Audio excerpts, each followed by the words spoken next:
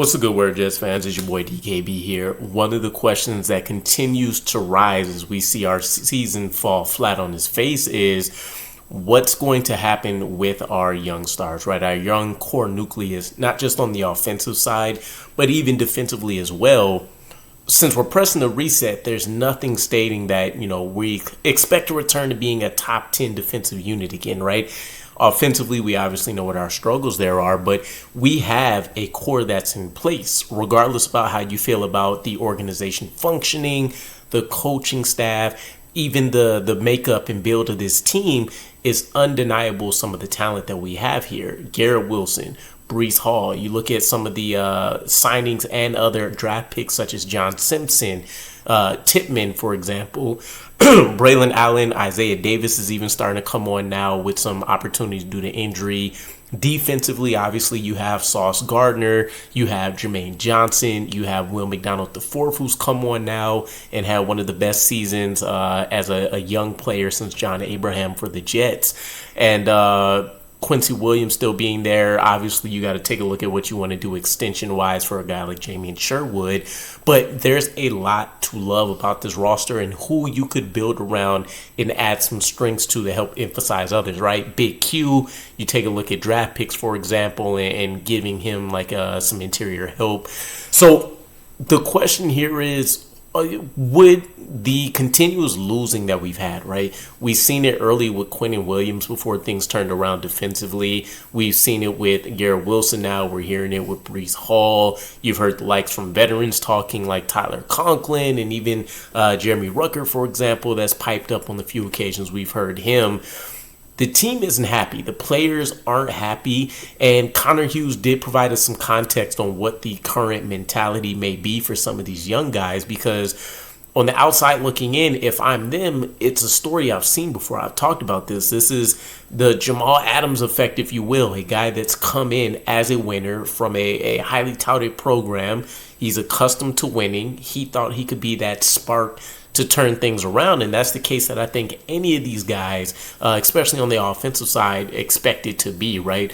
And that hasn't really been the case. So according to Connor Hughes, direct quote from him mentions, I know Garrett Wilson and Breece Hall right now have issues with what's happening under center, and I know that they have a lot of issues with the offensive staff. These two players, I know this for a fact, do not believe that they are being put in the best position to have success. Those concerns are mounting and mounting.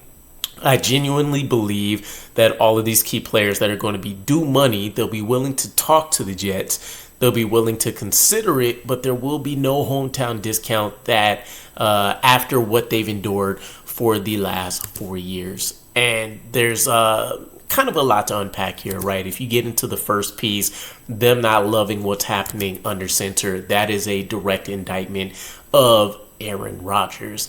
A huge problem in and of itself. Again, for a team that continues to have this mentality over the last couple of years of we're just a quarterback away. The defense and the rest of the roster is solid enough that we are just a quarterback away from being able to go out there and compete with the likes of the Steelers and the Ravens and the Chiefs and the Lions and 49ers, all these other teams that have been able to consistently get in the playoffs or at least have dominated in recent years in reaching the playoffs. Not the case. Aaron Rodgers, sadly, has been one of the poorest examples of a starting quarterback that we've seen in some time. And that's considering that we rolled out Zach Wilson. That's considering guys like Josh McCown and Ryan Fitzpatrick that we've seen play.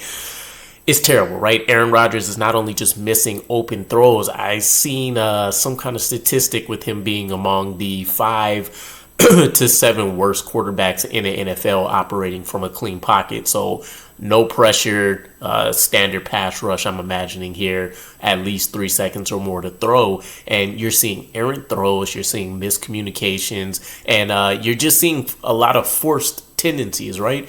I think everybody under the sun knows Garrett Wilson feels like he's going to get 10 targets a game, if not more. And you hope that Davante Adams will break that up, which it has. But nonetheless, our game plans haven't been great. We haven't been able to do a ton to help Aaron Rodgers, to help the rest of the team. And so Ultimately, this falls on Aaron Rodgers because this is exactly what he wanted. The coach that he wanted, excuse me, and Nathaniel Hackett, the player acquisitions that he wanted, and effectively full control of the situation, right? For the other pieces, not being put in best position, direct indictment of the coaching staff. We already know plenty of people thought Jeff Ulbrich could accomplish something Robert Saleh couldn't.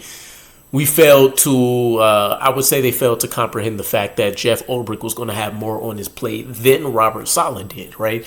Robert Saleh had the proper functioning tools, which was him overseeing everything, and Jeff Ulbrich and at least Nathaniel Hackett at the time in place under them, with Jeff Ulbrich never relinquishing play calling duties, still assuming everything that Robert Saleh left to him, and then in addition also still having to figure out the problems on the offensive side and how to address those, which the change to Todd Downing helped to a degree, but it was always going to be more than just a one move solution that was required here. And then lastly, for the contract piece, it is at least bittersweet news that they would assumingly be willing to at least have those conversations, right?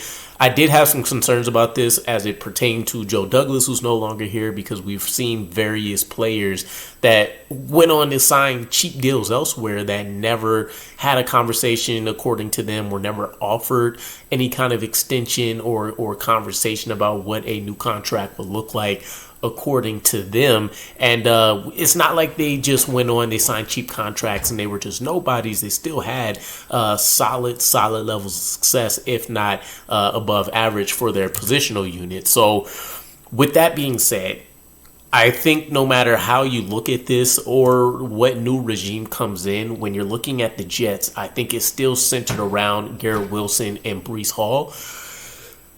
Joe Tippmann, obviously the line is going to need some addressing, but I think you look at the left side and you can feel confident in it with Olu Fashanu, John Simpson, Tippmann, AVT's up for discussion, right? And then on the right side, you're still looking at Morgan Moses potentially, or hoping Carter Warren steps up, but still some work that's required there. Defensively, I don't think is as much of a concern, but again, with a new coaching staff coming in, a new front office, we have no idea what they consider prime real estate as it comes to building up an NFL roster. And this draft is a little weird considering there's some elite blue chip type guys as usual in any case, but then definitely a fall off in a lot of areas where the Jets may not necessarily need that support. In the areas where we do want to buff up things, there's not necessarily a surefire pick, right? But we'll kind of cover that in later videos.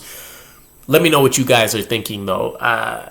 Even before the season fell off, when you think of the big four, Sauce Gardner, Breece Hall, Garrett, Jermaine Johnson, I think the conversation was that if we can at least retain two of those guys, preferably on the offensive side, that it was going to be a win-win. But with everything up in the air, I would still say that premise works, but just in general. If we can retain any of these 2-4, we should be fine. But considering we need much more help offensively, I think those two would still be the key guys. Can we afford to give up the money with Aaron Rodgers and all that kind of stuff? That's a whole nother conversation. But let me know what you guys think. What are you doing about essentially our upcoming, and really they're not even free agents, right? Because Garrett Wilson, you have the 5th-year contract with him.